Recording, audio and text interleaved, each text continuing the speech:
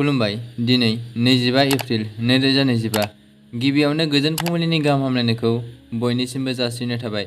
राशिफोरखौ फरायनायनि सिगां आंनिफ्राय आनान गसाइनिसिम आरज खालामनाय जायोदि दिनैनि साना बुहुमनि साफ्रोमबो सुबुंफोरनि थाखाय गाहामैनो गाहाम बारलांनो हायो।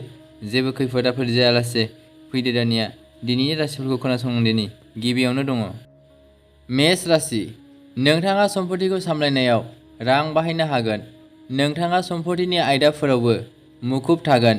नखराव सासे सुबुंनि मोजां मोननाय आरो हाबा जानाया सावरायनायनि आयदा जानानै थागोन। मेष राशिनि खाफालगोनां अनजिमाया 4। बृष राशि। थागिबिया राङारि मुलाम्फा मोनगोन आरो फालांगियारि हाबाफारिफोराव मान मोनगोन। न'आव मोनसे गोथार हाबाफारि जागोन। बृष राशिनि खाफालगोनां अनजिमाया 6। मिथुन राशि। जुदि नोंथाङा फालांगिनि फेहेरनाय आरो मुलाम्फानि थाखाय बाहागोआरिफोरनि खोथाखौ खोनासङो अब्ला नोंथाङा मोनसे आंखाल मोनगोन।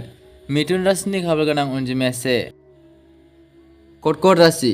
बिसि एबा पार्टनारनि थाखाय फालांगियाव मुलाम्फा फैगोन। थागिबिया फरायनायाव जेंनाजों मोगा-मोगि जानो हागौ आरो इयुननि बागै जिंगा सिनो थागोन। कर्कट राशिनि खाफालगोनां अनजिमाया 7। सिंह राशि। आय बांनायजों लोगोसे खरसायाबो बांगोन। आथिखालाव बे सुबुङा गावनि साख्रि आरो फालांगियाव गोख्रोंसिन खामानि मावनांगौ जानो हागौ। सिंह राशिनि खाफालगोनां अनजिमाया 3। कन्या राशि। रांखान्थि आरो फालांगिजों सोमोन्दो थानाय नांलाय खमलायफोर जानो हागौ। साख्रि आरो फरायनायनि थाखाय समा साबसिन आरो जाफुंसारनाय। कन्या राशिनि खाफालगोनां अनजिमाया 3। तुला राशि।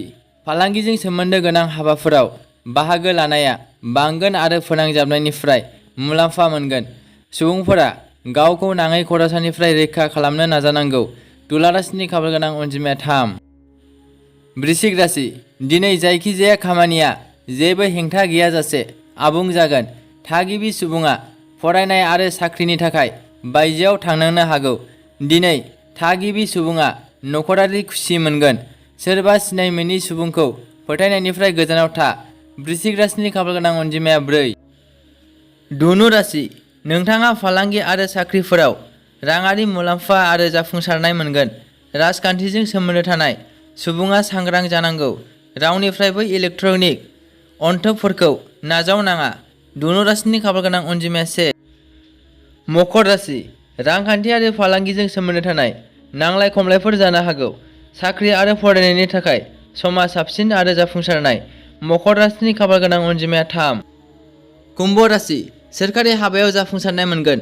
रमान्टिक सोमोन्दोनि सिमाफोरखौ गोसोआव लाखि। बिसोर खामानि गैयै जिनिसफोर आरो सोमोन्दोफोराव सम ओरैनो गारगोन। कुम्भ राशिनि खाफालगोनां अनजिमाया 2। मीन राशि। गावारि सोमोन्दोफोरा थागिबिनि फालांगिखौ गोख्रों खालामगोन। साख्रियाव थागिबिनि खामानिया रायज्लायगोन। न'नि गेदेरफोरनि गोनांथिफोरखौ जोथोन ला आरो मोनसे गोजोन नखरारि आबहावा सोरजि। दावबायनायखौ दोनथ'। मीन राशिनि खाफालगोनां अनजिमाया 4।